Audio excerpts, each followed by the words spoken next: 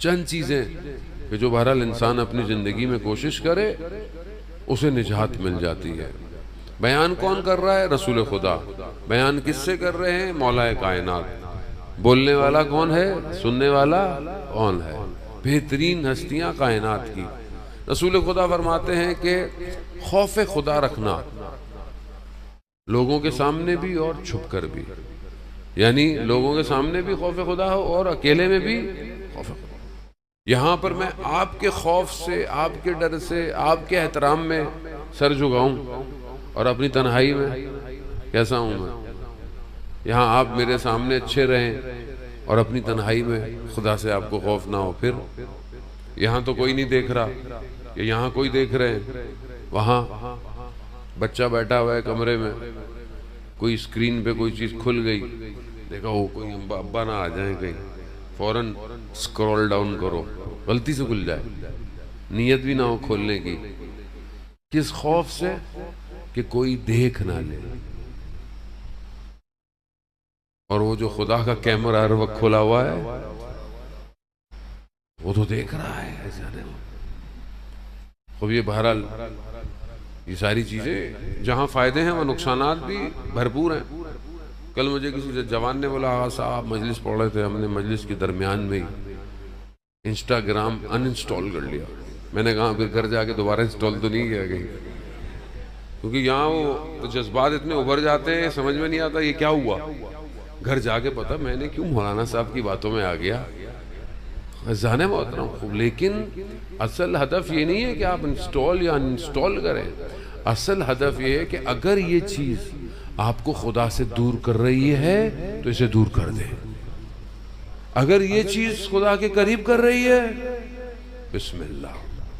कोई राब्ता खुदा से करीब कर रहा है, करीब हो रही, कोई राब्ता खुदा से दूर कर रहा है। मगर अभी लड़का बोलेगा, मौलाना साहब इश्क तो खुदा के करीब करता है, अभी इसका क्या करे? तो ये जो नाजायज इश्क है ये खुदा के करीब नहीं करता, ये शैतान का धोखा है। दो नामहरम एक कमरे में हों, अब कमरा ज़रूरी नहीं है कि ये वाला कमरा चैट रूम भी हो सकता है। तीसरा शैतान है। हराम, खुदा की पनाह मांगे जाने मोहतरम। हराम करते वक्त मौत आ गई, माफी नहीं है। जैसी हालत में मरोगे उसी हालत में उठाए जाओ। अल्लाह, बहुत खौफ खाना चाहिए खुदा की बारगाह में, क्योंकि ये मामला बड़ा छोटा है, उधर मामला बहुत बड़ा है। यहां एक गलती की कब्र में सारी जिंदगी इंसान फंसा रहे। वो एक शख्स, ये भी मनाज़िल आखिरा के अंदर वाक़या है, उन्होंने अपने उसी लड़के का वाक़या है ये। एक और भी शख्स था, दो दोस्त थे, ज़ियारत पे जा रहे थे, रास्ता सही नहीं था, कुछ हुआ, एक का कत्ल हो गया, वापस आ गया।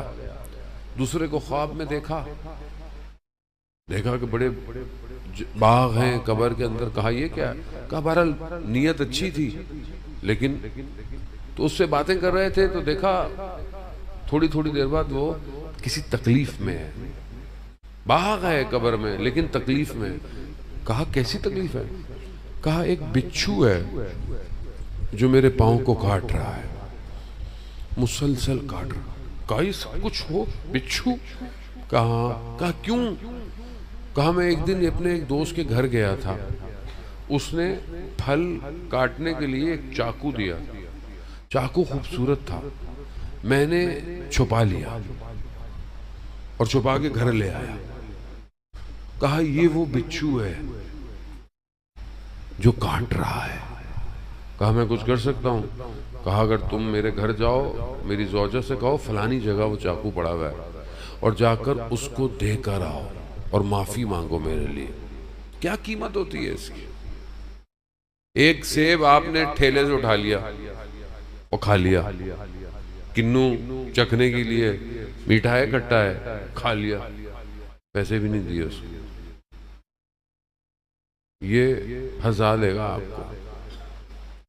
इसीलिए ये जो दूसरों का माल है, जो अल्लाह का माल खा रहा है बैठा हुआ, जो इमाम का माल खा रहा है, उसका क्या होगा?